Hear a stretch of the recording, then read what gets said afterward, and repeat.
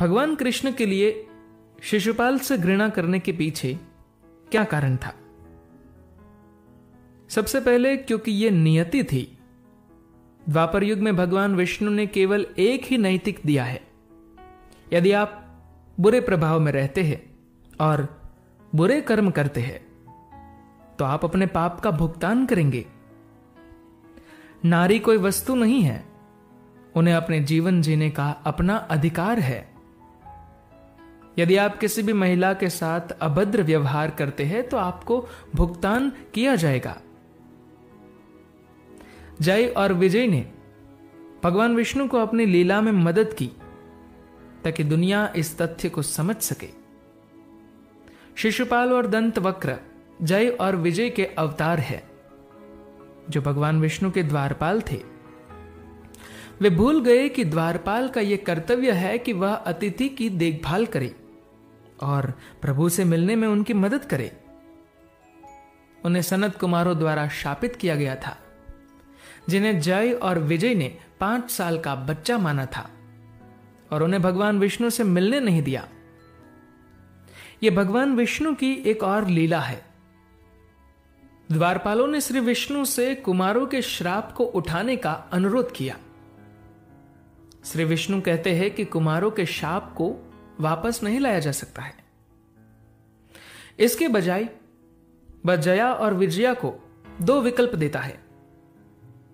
पहला विकल्प पृथ्वी पर विष्णु के भक्त के रूप में 7 जन्म लेने का है, जबकि दूसरा जन्म 3 शत्रुओं को अपने दुश्मन के रूप में लेना है।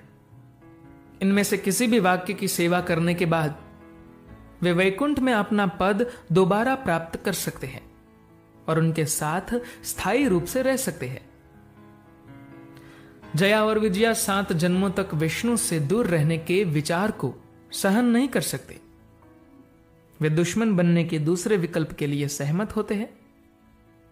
जया और विजया के 3 जन्म हुए थे। पहला हिरण्याक्ष और हिरण्यकश्यप। हिरण्याक्ष को वराह अवतार में वराह द्वारा मारा गया, जबकि हिरण्यकश्यप को भगवान नृसिंह द्वारा मारा गया। दूसरे अवतार में रावण और कुंभकर्ण। दूसरे जन्म में रावण ने माता सीता का अपहरण किया और राम के हाथों मारे गए। तीसरा शिशुपाल और दंतवक्र। शिशुपाल का जन्म सत्वकी और दामोघोष से हुआ था, जिसके 4 हाथ थे, 1 आंख माथे पर और 1 गधा आवाज के साथ। इस विचित्र लड़के को देखकर सत्वकी और दामाघोष बहुत नाराज हुए। उस समय अंतरिक्ष से एक दिव्य आवाज सुनी गई। यह लड़का एक व्यक्ति द्वारा मारा जाएगा, जिसके स्पर्श से यह लड़का अपना सामान्य शरीर प्राप्त करेगा। तब से उस लड़के के माता पिता ऐसे व्यक्तित्व का इंतजार कर रहे थे। एक दिन श्री कृष्ण और बलराम उस लड़के को देखने गए।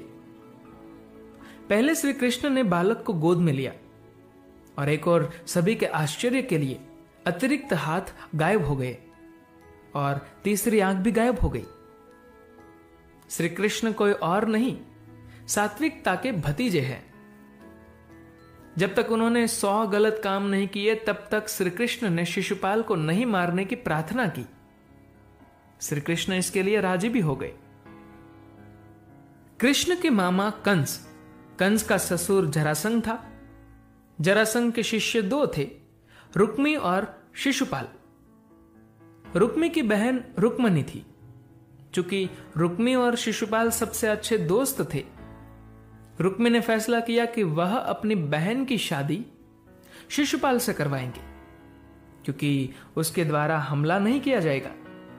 यह राजनीतिक विवाह की तरह है। रुक्मी और शिशुपाल दोनों जानते हैं कि रुक्मणी श्री कृष्ण से प्यार करती है, लेकिन वह इसके खिलाफ थे, क्योंकि वह जरासंध से नफरत नहीं करना चाहते। शिशुपाल रुक्मणी से प्यार नहीं करता, लेकिन वह वासना थी। वह श्री कृष्ण पर क्रोधित हो जाते हैं, क्योंकि उनकी वजह से उन्हें रुक्मणी नहीं मिल सकती है। शादी से पहले श्री कृष्ण के साथ रुक्मणी ने कहा, श्री कृष्ण एक दुष्ट व्यक्ति से रुक्मिणी की मदद करते हैं। उन्हें एक महिला की राय का सम्मान करना चाहिए। उन्होंने अपने जीवन के समय में कई गलत काम किए थे, जिसमें जब भोज के राजा रायवता कृदि पर अपनी पत्नियों के साथ अपना समय बिता रहे थे, शिशुपाल ने उन सभी को बेरहमी से मार डाला। जबकि वासुदेव अश्वमेघ यज्ञ कर रहे थे, शिशुपाल ने घोड़े को चुरा लिया और शिशुपाल ने अपहरण कर लिया। बबेरू की पत्नी और उससे विवाह किया आदि ने देवियों का कोई सम्मान नहीं किया। एक दरबार में जहां पांडवों, कौरवों और श्री कृष्ण सहित सभी राजाओं को आमंत्रित किया जाता है, उन्होंने श्री कृष्ण के बारे में बुरी बातें करना शुरू कर दिया और अंत में वे रुक्मिणी के बारे में बुरा बोलते हैं। और ये उनका 101 देवता के बराबर अंतिम गलत काम था।